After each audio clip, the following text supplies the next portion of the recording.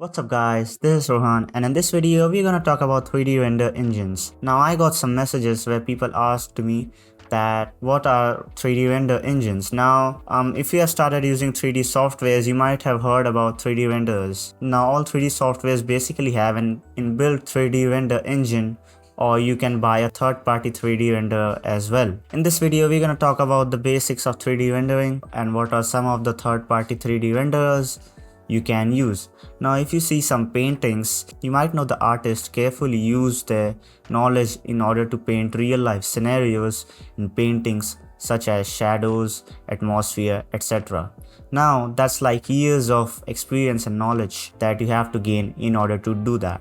That's where 3D renderers come in. 3D renderers are basically meant for simulating real life phenomena in your 3D software in order to give the scene a more natural look and an accurate depiction of reality. The things can be lighting, shadows, atmosphere, color, texture, and more.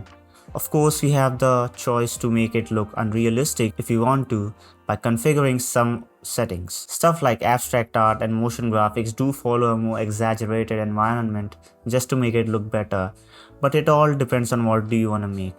Now you might think, shouldn't this be really hard and time taking? The answer is no, because all the calculations are done based on the pre-existing knowledge of the renderer, and the developers have specifically created loads of phenomena which are directly applied on your scene in just a couple of seconds. Sometimes the calculations could take more time based on the complexity, but for a basic setup it does not take a lot of time.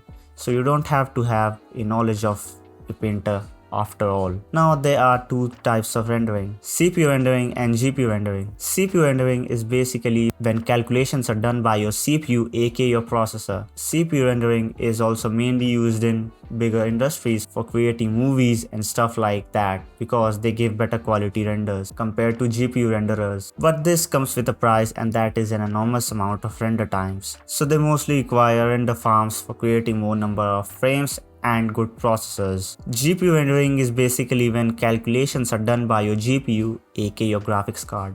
GPU rendering is also mainly used by individuals or people who want faster results with good quality as well. But of course, the quality is not as good as those which are given by CPU rendering.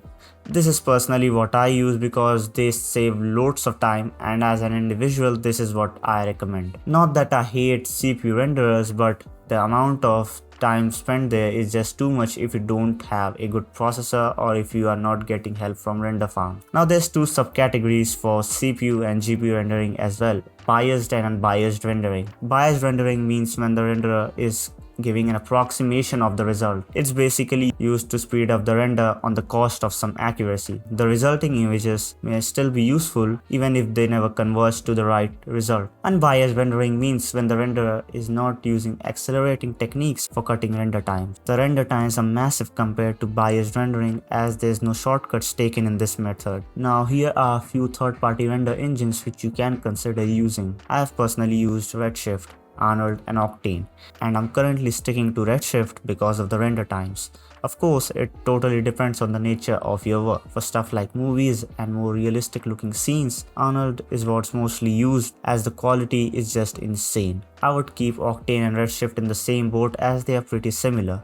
They are both fast and good renderers. They can be used for creating longer animations, motion graphics, abstract art, and stuff like that. In the end, my opinion is that if you are an individual, I would recommend using GPU renderers, as they give results pretty fast and reasonably good. But if you have a good processor, or if you can use render farms, then of course CPU renders are gonna be good for you. So at the end, it's what you wanna do, and you just have to decide which is better for yourself. I know it sounds kind of cliche and everyone does that, but that's actually what it is. So that's it for this video. I hope you enjoyed this video. Feel free to ask any questions in the comment section. I would be happy to reply, and make sure to like this video and consider subscribing to this channel. And I'll be posting more videos related to 3D, as I've already made a lot of tutorials on my channel. You can check those videos out, and see you in the next one. Peace. Thanks for watching guys. Bye bye.